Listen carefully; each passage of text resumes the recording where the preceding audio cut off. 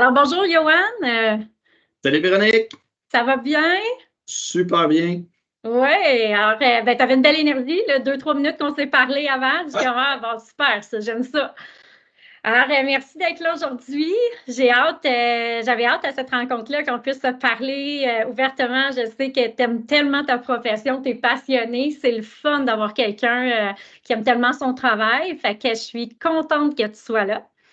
Pour mettre les gens en contexte, on a, dans le fond, collaboré sur le cours de planification budgétaire avec une approche psychosociale parce qu'on s'est connus à cause de ta conjointe qui est Lauriane Dionne, qui est dans le même domaine. Et on s'est rencontrés dans un événement aussi, puis ça l'a bien cliqué, puis c'était le fun. Fait que je disais, OK, c'est bon ça, tu sais, s'il va embarquer sur mon cours, moi je tripe, je trouve ça le fun. Fait que merci d'avoir participé. Ouais, merci à toi de nous avoir donné la chance aussi de tourner ça, puis de se montrer dans le fond, puis d'expliquer un peu aux gens ce qu'on fait. Moi, j'ai trouvé ça super wow ce que tu as fait, puis j'encourage tout le monde là, qui ont ces besoins-là d'aller s'éduquer là, grâce à la formation que tu as mis en place. C'est vraiment merveilleux ça. Merci. Fait qu'en fait, on a comme le lien de l'éducation à cœur. Ah, Mais là, mettons les gens qui écoutent, là, toi, c'est quoi ton titre? Comment tu es venu à ce titre-là? Puis qu'est-ce que tu fais concrètement, là?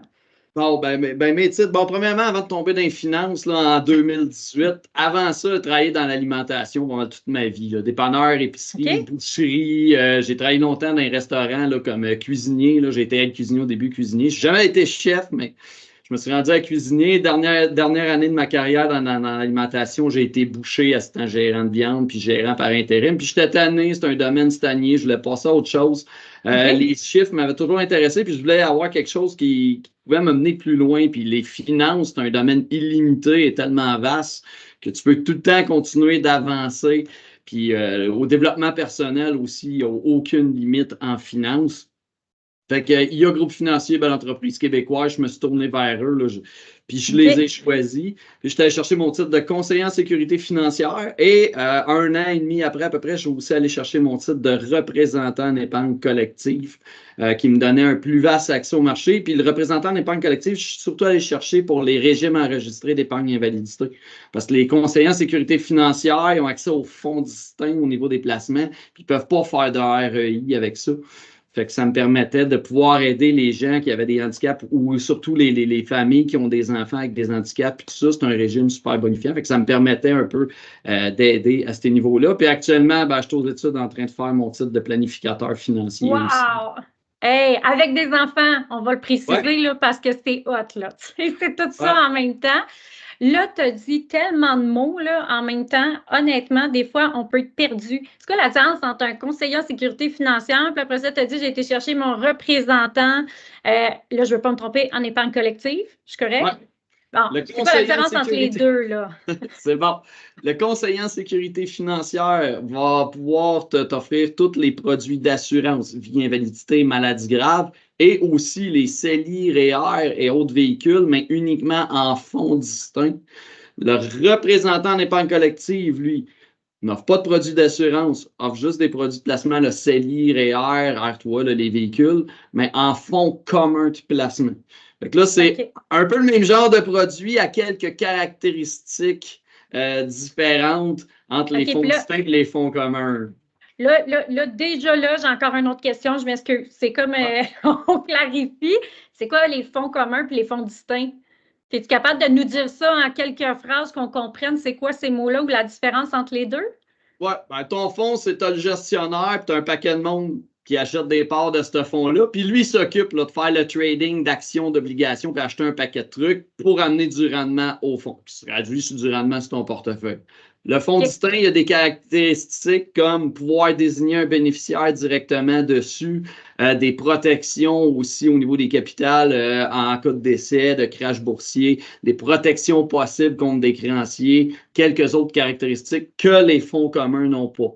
Par contre, il y a un petit coût au niveau du ratio de frais de gestion qui est supplémentaire pour avoir ces caractéristiques-là. Les fonds communs de placement, ratio de frais de gestion un petit peu plus bas parce qu'ils n'ont pas ces caractéristiques-là. OK, quand même, hein? C'est voilà pourquoi on voit des experts en finance, puis que moi, je m'occupe du psychosocial. C'est toutes ces choses-là, vraiment. Merci de nous éclaircir. Vas-y. La question que j'aime tellement savoir, toi, dans ton bureau, là, dans ton quotidien, c'est quoi les défis des gens que tu vois qui vivent au quotidien par rapport à leurs finances personnelles? Écoute, un des plus gros défis, ben, je t'en parlais tantôt justement, c'est il y a beaucoup de gens qui ont de la misère à aller de l'avant puis faire les premiers pas, puis beaucoup de défaites que j'entends là, de ouais, j'ai pas le temps, mais oui, là, c'est parce que j'ai telle affaire qui s'en vient, fait que je vais attendre que ça soit fait. Mais on va se le dire, ben franchement, tu es capable de trouver un peu de temps pour ça. Puis un plan financier, il n'y a jamais de bon moment, c'est tout de suite, puis on l'ajuste au fil du temps. Les vraies OK. raisons, souvent que je rencontre pourquoi les gens ont de la misère à aller de l'avant, c'est émotionnel. Hein. On Ah tombe dans oui. nos finances personnelles, on tombe dans notre budget, on tombe dans nos actifs, ce qu'on a cumulé de notre vie, tout ça. Fait que finalement, on se fait mettre face à tous nos mauvais ou bons choix de vie qu'on a fait, OK. puis on se refait mettre en pleine face aux épreuves qu'on a dû vivre, parfois des décès vécus, des maladies qu'on a vécues, puis tout ça, tout ça, Ouais. quand on embarque dans nos finances, nous ramène là-dedans. Fait qu'au niveau émotionnel, ça peut être excessivement dur pour certaines personnes d'aller de l'avant avec ça. Fait que de réussir à aller chercher les gens, d'atténuer, puis de les aider à comprendre un peu ce niveau émotionnel-là, je te dirais ça, c'est un très grand défi que les gens ont. Un autre grand défi que les gens ont, ils ne sont pas capables de se décider. Ils veulent dessus, j'aime bien ça, là, dire le moins maintenant ou plus tard. T'sais. Le monde Oui. veut tout, là. C'est je veux tout Ben maintenant, oui. puis je veux tout le gros plus tard aussi. Mais tu sais, maintenant, tu as des choix à faire que tu peux pas. Là. Tu peux pas tout Ouais. avoir maintenant puis tout avoir plus tard. Il faut que tu fasses le choix. Moins maintenant, plus tard. Puis les gens ont excessivement de la misère à faire le choix là-dedans. Puis Ah ils nous oui. demandent des choses impossibles par rapport à ça. Fait que maintenant, ça, c'est un autre grand défi qu'on a. OK. Fait que dans le fond, les émotions, dans le fond, moi, ce que je vois souvent, c'est la honte, la culpabilité de dire: «Ah, je vais montrer ça, puis j'ai pas vraiment d'actifs», c'est ça, mais en même temps, vous êtes là pour aider. Tu sais, on devrait, en fait, pas se sentir coupable puis dire: «Enfin, il y a quelqu'un qui va pouvoir m'aider à améliorer ma situation».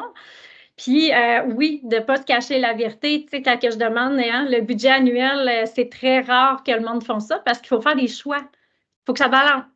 Si ça ne balance pas, ben je coupe-tu le voyage, je coupe dans les restaurants, quel choix que je priorise?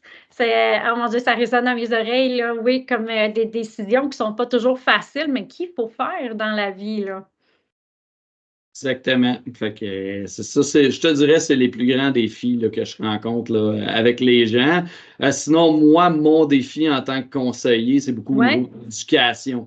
Parce qu'on parle de langage, tu sais, juste là depuis le début. Tu sais, je parle d'affaires que pas du monde, tu sais, font comme c'est quoi ça? On est ouais, dans un domaine immense, vaste et complexe où c'est impossible de tout savoir et où on utilise beaucoup de ouais. termes souvent compliqués. Fait que d'arriver à vulgariser tout ça, souvent, tu sais, rapidement aussi, parce que le monde ne veut pas des rencontres de 10 heures non plus, puis moi non plus, je veux Non, pas non, ça. non, non, tu Fait vas que retourner chez d'arriver vous le à, soir, là. c'est ça, fait que d'arriver à vulgariser rapidement les choses, ça, en tant que conseiller, je trouve, moi, c'est notre plus gros défi. Là. Puis penses-tu qu'il manque d'éducation financière? Tu sais, quand tu arrives, puis là, tu dis: «J'essaie de tout leur dire, mais en peu de temps», parce que eux, moi, on n'a pas toute l'année non plus devant nous autres pour tout faire. Puis tu trouves-tu que ça serait mieux que ça soit appris à l'école, qu'il y ait des formations? Qu'est-ce que tu en penses, là? Bon, mon opinion là-dessus, le système scolaire va toujours pouvoir s'améliorer. Tu sais. Mmh. C'est déjà amélioré. Il y a des Ouais, formations qui donnent maintenant qui ne donnaient pas avant. Fait que moi, je trouve c'est déjà ça super. Au-delà de ça, je pense qu'une bonne portion de la responsabilité revient aux parents. Hein. Tu sais, les enfants, ils nous imitent, ils nous regardent. C'est l'éducation qu'on va ouais, transmettre à nos enfants. Je rencontre beaucoup de gens ils veulent rien montrer aux enfants, tu sais, c'est comme, ah non, non, là, ils n'ont pas à savoir ça, puis ils n'ont pas à savoir ça, et pourtant, si tu leur montrerais ça, comment s'enrichir plus, tous ces véhicules d'épargne-là, tu sais, j'ai du monde qui ne veut même pas montrer les régimes épargne-études aux enfants, ils ne veulent pas, ah, si l'enfant sait qu'il y a de l'argent, il va s'asseoir sur son steak, c'est pas vrai, si tu lui montres puis ouais. comment tout ça fonctionne, ça va peut-être même l'intéresser à lui aussi vouloir en faire plus, tu sais, Ça parle puis, de la relation à l'argent du parent.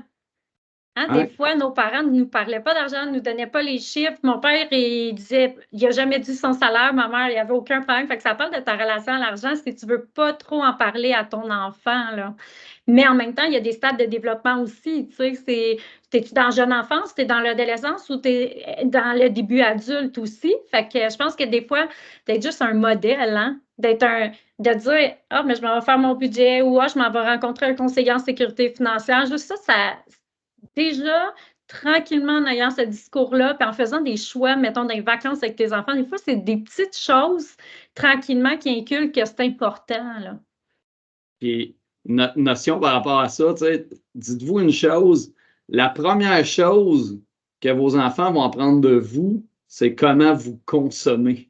L'enfant naît, puis il te voit déjà en train d'acheter des bébelles, d'acheter de la bouffe, d'acheter dans une distributrice, de t'acheter un café, puis les enfants s'imprègnent de votre façon de consommer, puis souvent vont répéter un peu notre consommation. Fait que rappelez-vous tout le temps que vos choix de consommation, vos enfants le voient, puis ont un impact direct. Puis les choix de consommation qu'on fait, c'est souvent la base au niveau là, de nos finances. Ben oui, puis on voit que ça se répète de génération en génération. Souvent, je vais parler plus d'un génogramme financier, puis on va voir d'une génération à l'autre, peut-être, mettons, faillite, proposition de consommateur, ou tu sais, c'est des patterns ou des difficultés financières qui se répètent d'une génération à l'autre. C'est tellement important de dire, OK, c'est quoi le modèle je veux être comme parent, là? C'est ça. Sinon, finir sur l'éducation, il faut comprendre une chose aussi, même pour les adultes que je rencontre, souvent, c'est un processus qui va se faire sur plusieurs années. Là. Justement, là, dans la première année, comme tu dis, on se voit 3, mettons, fois. J'ai pas le temps de tout expliquer là, mais au fil du temps, à force de savoir, puis que je t'en redonne, puis que je t'en redonne, au niveau que tu as envie d'avoir, ben, à un moment donné, tes connaissances vont grandir. Puis c'est ça l'important, c'est d'en prendre un petit peu à chaque fois. Si tu essaies de tout apprendre en même temps d'un coup, oublie ça. C'est impossible. Ben non, tu as des années derrière la cravate, puis comme tu dis, c'est tellement vaste, mais ce que j'aime, c'est que tu dis, c'est l'éducation, puis je vais être là pour répondre à tes questions, puis je vais t'éduquer. Je ne vais pas juste te vendre un produit, te le mettre dans la bouche, puis go, c'est ça qu'il te faut, toi, même si tu le sais que pour cette personne-là, avec le portrait financier que tu vois, tu le sais c'est quoi qu'il serait idéal pour cette personne-là. Je trouve ça beau, je trouve ça le fun qu'aujourd'hui, on se soit centré sur l'éducation, puisque moi puis toi, sûrement dans les mêmes âges, pas pire, ben, on n'a pas eu d'éducation financière, là. Moi, j'ai fait mon petit baluchon, là, tu sais, j'ai fait de la couture au secondaire, j'ai pas eu l'éducation financière, fait que je pense que c'est comme tellement important dans votre rôle, dans différentes façons, différents rôles d'expert en finance, de prendre le temps d'expliquer tous ces longs mots puis ces choix qui sont énormes, là. Oui. Puis je pense que le plus grand défi pour les prochaines générations, le premier défi qu'on a, surtout en tant que parent ou en tant que conseiller ou gens qui éduquent les autres, c'est où aller chercher les bonnes informations. Parce qu'aujourd'hui, l'information est partout, mais la désinformation aussi. Fait que justement, d'aller chercher des bons professionnels, des gens comme moi, comme toi, qui donnent des belles formations reconnues, qui vont chercher les bonnes choses. Fait que d'apprendre à nos enfants où aller chercher les bonnes informations, je pense que ça devient un des premiers skills qu'un enfant d'aujourd'hui devrait avoir parce qu'il est bombardé actuellement, mais ça va juste aller de pire en pire, bombardé d'informations. Fait qu'est-ce qui est vrai, où est la bonne information, c'est un skill très important, je pense, pour les prochaines générations. Tu sais, quand on voit ces réseaux sociaux, j'ai fait 1 million la première année, puis tout ça, c'est comme vendre du rêve, là. Tu sais, c'est comme attention. Puis, je trouve ça fun parce que l'Autorité des marchés financiers a vraiment détaillé comment choisir un expert. Fait que, tu sais, si on ne sait pas trop comment je le choisis, il est-tu fin, il n'est pas fin? Non, attends, il y a des critères. Puis, osez poser vos questions, puis d'être en confiance, là, c'est quand même tes sous, c'est quand même ton argent, c'est important. Fait qu'il faut vraiment avoir confiance aux personnes, là. Bon, si, par exemple, tu dis, OK, là, on a parlé, bon, des émotions, puis on a parlé des défis des gens, là, ça serait quoi, toi, là, comme conseillère de sécurité financière, puis représentant d'épargne, là, tes conseils que tu donnerais aux gens, là? Premier conseil, d'abord, c'est général pour tout le monde. Oui. Focuser sur la croissance de votre valeur nette. Okay? La valeur nette, là, ça, là, en gros, là, ça veut dire tout ce que vous posséderez, moins tout ce que vous devez. Fait que, tous mes biens, ma maison, mon auto, mon CELI, mon REER, mes gammes de banque, moins toutes les dettes que j'ai. Fait que mon hypothèque, mes cartes de crédit, etc., ça te donne un montant qui est ta valeur nette. Ce que tu veux, c'est voir ça grossir dans le temps. Ce que tu es en train de me dire, c'est comme le bilan financier, les actifs moins les dettes. dans le fond, Ouais. que tu es en train de parler. Ouais. Donc, la valeur nette, c'est ce qui me reste. C'est C'est ça. ça? OK. Puis Ça, là, tu nous suggères de... focuser là-dessus. Si tu focuses OK. là-dessus et que tu dis, je veux voir ça grossir au fil du temps, parce qu'au final, là, tous tes projets, ta retraite, le transfert intergénérationnel que tu veux donner à tes enfants va se prendre sur ta valeur nette. Après ça, peu importe dans quoi ta valeur nette est investie, que ce soit dans l'immobilier, dans une entreprise, ou que toi, tu es juste un salarié, puis gars, c'est dans des CELI, derrière un fonds de pension, peu importe t'es dans quoi après ça, si cette valeur nette-là a de la croissance dans le temps, ben, tu vas réaliser tous tes projets, tu vas avoir une super belle retraite, puis au final, tu vas probablement léguer aussi un beau transfert intergénérationnel là, pour les enfants. Fait que premier conseil, si tu as quelque chose à focuser, un chiffre que tu veux voir grossir, dis-toi que tu veux voir grossir ce chiffre-là, puis au final, ben, tu risques d'aller faire ce qu'il faut en conséquence pour le voir grossir. OK, puis j'imagine qu'il y a un outil où il y a des outils pour voir ton bilan, tu sais, bilan financier. C'est sûr que c'est mieux d'aller vous voir, mais je pense qu'il y a un outil là, avec l'AMF, hein, où il y a plein d'outils, mais... L'AMF, des outils, il y en a Il y plein. en Tu a. peux t'en monter un personnel, sinon il y en a Ouais. des tonnes sur le net. Il y en a OK. qui sont rendus très simplifiés, faciles d'utilisation. Sinon, oui, si tu as un peu de misère avec les outils, des choses que tu n'es pas sûr, ben, avoir un professionnel va être intéressant. De toute façon, nous, à chaque fois que quelqu'un veut un produit, on fait ce bilan-là. Ah oui, OK. C'est c'est votre réglementé. routine. On a l'obligation de faire les bilans actifs-passifs à chaque fois que quelqu'un veut acheter soit un produit d'assurance ou ouvrir un produit d'épargne. À chaque fois, ça prend ce bilan-là à jour. Puis après ça, ben, nous aussi, hein, on fait un suivi du plan financier. Puis ton plan financier contient toujours ton bilan actif-passif. Okay. Puis si la personne n'a jamais fait de budget, vous faites quoi? Vous le faites avec elle, tu sais, pour dire, ah, j'investis combien? J'imagine que vous êtes obligé de passer par là, parce qu'il y en a plein qui ne veulent pas faire de budget, là. Fait que là, vous faites comment? Ben, moi, les gens, tu sais, souvent, ont des choix. Niveau budget, tu sais, si quelqu'un veut pas le faire, mais, tu sais, est en croissance. Ce que je vois, justement, tu sais, que écoute, ses comptes gonflent puis tout ça, il est capable de me donner un approximatif, c'est correct. Quelqu'un que je vois qui a de la misère, qui est en négatif ou que sa valeur nette est en train de décroître, vraiment, tu as besoin de faire un budget. Moi, tu n'iras pas de l'avant avec moi si tu ne me donnes pas ton budget. Moi, ça va s'arrêter là. Il faut que tu fasses ton budget. Après ça, il y en a qui le font. Moi, je le révise avec eux parce que souvent, les gens ne remplissent pas plein de sections, oublient plein de choses. Puis c'est souvent ce qui explique le déficit. C'est que tu n'as pas conscience de tes dépenses. Fait que c'est sûr que tu risques de finir avec un déficit. Toutes les dépenses occasionnelles ou imprévues qu'on peut prévoir, là, finalement, quand on a une auto usagée et qu'on ne met pas une scène de réparation, là, on vit dans un monde de licorne. Je fais un petit clin d'œil à ta femme. Fait que oui, OK. Fait que ça serait ta première recommandation. On fait un bilan des actifs, de ta valeur nette. En fait, toi, tu parles comme ça. Puis, une autre recommandation que tu pourrais nous faire. Entourez-vous de bons spécialistes.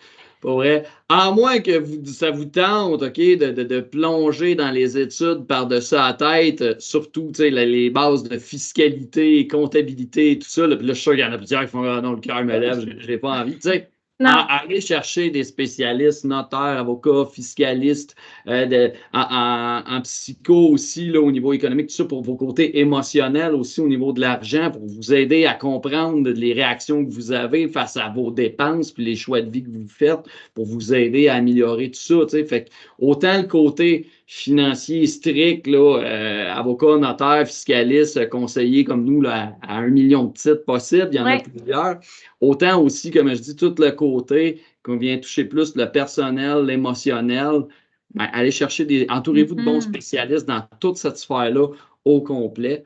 Puis écoutez, vous allez être parti pour la gloire. Ben, après ça, si vous suivez le conseil qu'on vous donne.